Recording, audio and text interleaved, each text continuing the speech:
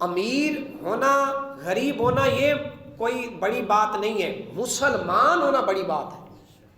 جو مسلمان ہے، جو اسلام والا ہے، جو کلمہ پڑھتا ہے، وہ اعلیٰ ہے، وہ افضل ہے۔